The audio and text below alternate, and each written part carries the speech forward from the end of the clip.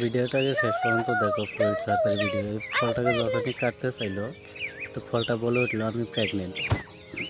তারপরে দেখো ফলটাকে নিয়ে গেল, নিয়ে যাওয়ার পরে তো পরীক্ষা নিরীক্ষা করে দেখলো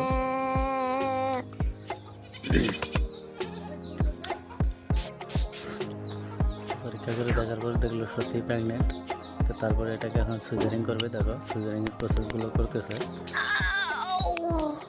এই বেহুশ করে নিল, তারপরে এখন তো কাটবে।